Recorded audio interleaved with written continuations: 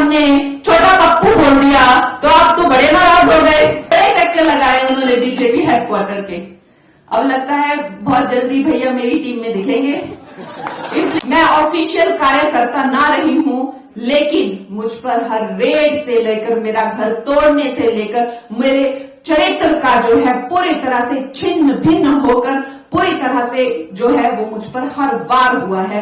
कांग्रेस की सरकार जिसका पूरे देश का उस पर से विश्वास उठ चुका है, वो बीती बात है। वो भ्रष्टाचारी दुनिया, वो नेता जो हैं जेलों में जा रहे हैं, घोटालों पे घोटाले, 2G से लेके, कोयला से लेके, इससे लेकर बिजली से, हर तरह का स्कैम कर रहे हैं, वो दुनिया जा चुकी है। प्रधानमंत्री हैं, वो हमारे लिए पूजनीय है, तभी तो हमने उन्हें अपना लीडर माना हुआ है।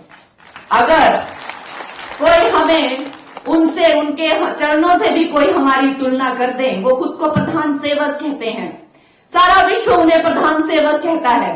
अगर कोई ये कह दे कि ये भी उनके सेवक हैं, हम तो गदगद हो जाएं कि हमारी तुलना हमारी शिखर नेतृत्व से हुई।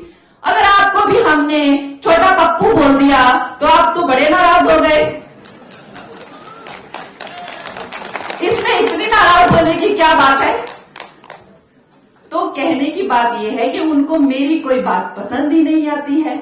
हमेशा मुझसे खफा रहते हैं कि भाई कोई तो कैंडिडेट होगा ना विपक्ष से, कि बिना कैंडिडेट से लड़ना चाहते हैं आप। ऐसा तो नहीं हो सकता ना। तो मुझे चिंता होती है कि जो मेरे छोटे भाई हैं वो मुझसे इतने खफा क्यों रहते हैं। कभी कभी मुझे लगता है कि इसका रीजन ये तो नहीं है कि वो भी बड़े दिल्ली के चक्कर लगाए बीजेपी हेडक्वार्टर के।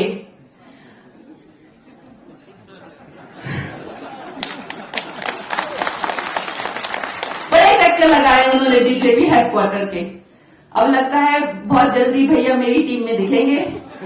इसलिए मैं कुछ ज्यादा नहीं बोलना चाहती, क्योंकि कभी हम भी ऐसे ही दिखेंगे बैठे हुए, है ना। तो ये बात मैं सब भविष्य की संभावनाओं को लेकर ही चली हूं। तो उनको ये बड़े कष्ट होते हैं कि कंगना जो है वो इतनी दूरदर्शी क्यों है, इतनी ज्यादा उसमें बुद्धि क्यों है।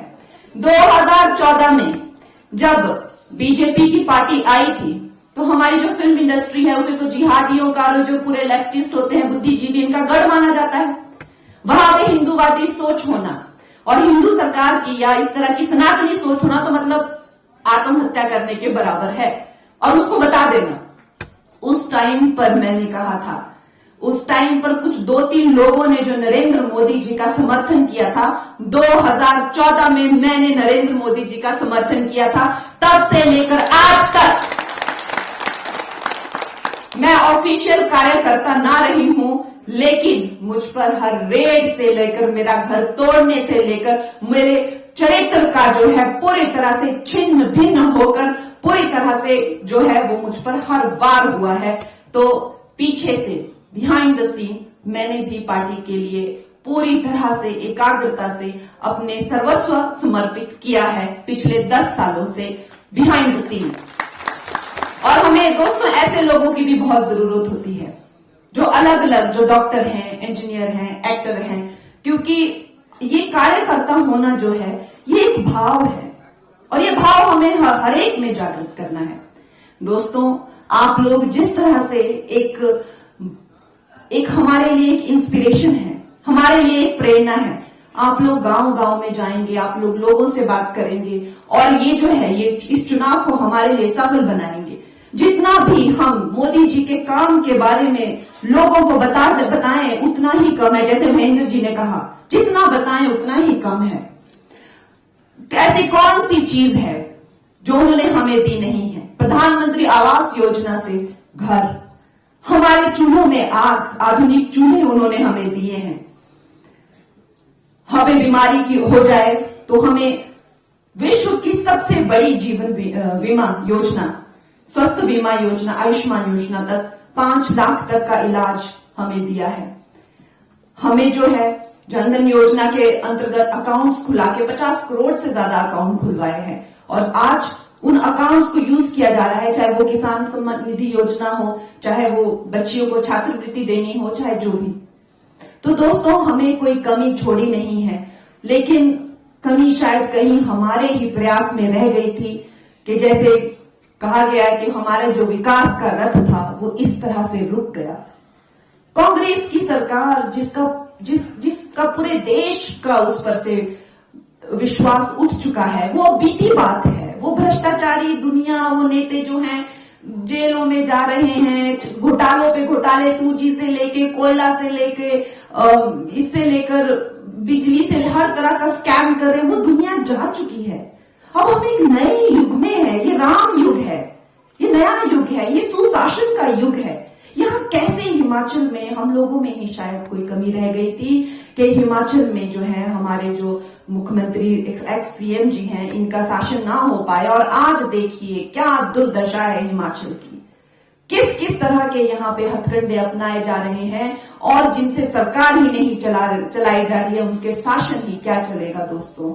सरकार ही नहीं चलाई जा रही है इनसे। न जाने कितने करोड़, हजारों करोड़ खा गए ये। इनको बार बार जाना हो कि हमारे पास दिया ही नहीं, हमको दिया ही नहीं, हमारे पास है ही नहीं। बार बार जाएगा, अरे तुमको दिया तो था परसों ही पिछले, ये इतना 1000 करोड़ तुमको दिया, इतना 1000 करोड़ तुमको दिया, नहीं दिया, हमको नहीं मिला। बस क्या करना है, ये तो सब पुराने जमाने के स्टाइल हैं। अब ये लोग को कैसे, ये लोग जो भी जिस तरह से बातों से लोगों को बहलाते फुसलाते हैं। बिजली, कितने हजार गांव थे जब हमारे देश के 70 साल आजाद होने को हो गए, लेकिन बिजली नहीं मिली थी। इस देश की बिजली ये लोग कोयले घोटाले में खा गए पूरी की पूरी। तो कितने हजार गांव को तो मोदी जी ने बिजली लाके दी।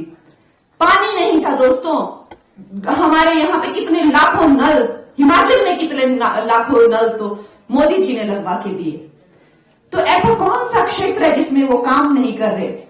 लेकिन हमें भी तो मौका देना पड़ेगा दोस्तों, और ये मौका चूकना नहीं चाहिए, क्योंकि अगर ये मौका चूक गया तो हम हिमाचल प्रदेश वाले बहुत पीछे रह जाएंगे। जिस गति से आज पूरा राष्ट्र चल रहा है, कहा तो हम 11वीं 12वीं पता नहीं कौन सी लड़खड़ाती इकोनॉमी की, और कहा तो हम 5वीं तीसरी पहली इकोनॉमी की बात कर रहे हैं। दोस्तों अब ये मौका हमें सारे राष्ट्र के साथ कदम से कदम मिलाकर चलना है। और एक बात आप कभी मत भूलिएगा, आप मत भूलिएगा कि जब इस विश्व के सबसे लोकप्रिय नेता को अपना प्रत्याशी चुनना था, तो उन्होंने आपकी मंडी की, कुल्लू मनाली की बेटी, एक पहाड़ी को चुना, कंगना रनौत को चुना। यह बात आप कभी मत भूलना। और जब यहां से लीड आए तो यहां से एक ऐसी ऐतिहासिक लीड आए कि ये बात दिल्ली तक गूंजे कि कुल्लू मनाली ने अपनी बेटी को ऐसी ऐतिहासिक लीड दी। दोस्तों ये बात तो तय है कि आएगा तो मोदी ही। तो जिस तरह यहां पर एक सिंगल इंजन की सरकार से कुछ नहीं हो पा रहा है, यहां किसी और प्रत्याशी कोई कुछ नहीं कर सकता है, करेगा तो मोदी ही। तो आपने ये ध्यान रखना है कि ये मंडी की बेटी वहां तक पहुंचे, आप लोगों के लिए काम करे, दिल्ली में आप लोगों के लिए आवाज उठाए, इस दुनिया के सबसे बड़े संवैधानिक मंदिर लोकसभा में पहुंचे। दोस्तों इसी के साथ अब हमारा काफी मिलना जुलना रहेगा, और क्योंकि आज ऐसी सम्मेलन था तो मैं ये भी कहूंगी कि चाहे वो सुरक्षा हो, चाहे वो महापुरुषों को सम्मान देने का काम हो, अंबेडकर जी के नाम का तो इन्होंने इस्तेमाल किया, लेकिन इन्होंने अंबेडकर जी को कभी सम्मान नहीं दिया। अंबेडकर जी के 5 तीर्थ मोदी जी ने घोषित किए हैं, जो उनके जन्म स्थान थे, पढ़ने के स्थान थे, जहां जहां वो रहते थे, वो 5 तीर्थों का नाम उन्होंने उन्हें दिया है। और ये कोई स्ट्रेटजी उनकी नहीं है। उन्होंने सुभाष चंद्र बोस जी का भी कोई जॉर्ज पंचम को वहां से हटा के, उसकी मूर्ति को वहां से हटा दिया, उसका नाम था राजपथ, का नाम कर्तव्य पथ रखा, और वहां पे सुभाष चंद्र जी की मूर्ति लगाई, सरदार वल्लभ जी की। तो उनकी कोई कुछ उनका भाव है देश के। भाई एक देश प्रेमी तो देश प्रेमी ही रहेगा, वो चाहे नेता हो चाहे अभिनेता हो, देश प्रेमी तो देश प्रेमी होता है। तो दोस्तों उनके देश प्रेम ने आज ये सब ऊर्जा हमें जगाई है, ये सब देश प्रेम की अग्नि हमारे दिलों में जलाई है, और ये ज्वाला जो है एक दीपक का काम करेगी और इस देश का जो है मार्गदर्शन करेगी। दोस्तों ये 2024 के लोकसभा के चुनाव में आपको ये मंडी का जो मोती है मोदी जी की गोद में, उनकी झोली में डालना है। जय राम। धन्यवाद जी। मेरा आप सभी से आग्रह है कि एक बार जोरदार तालियों से कंगना रनौत जी का आभार व्यक्त करें। अब मेरा सादर आग्रह रहेगा, जननायक हिमाचल प्रदेश के विकास में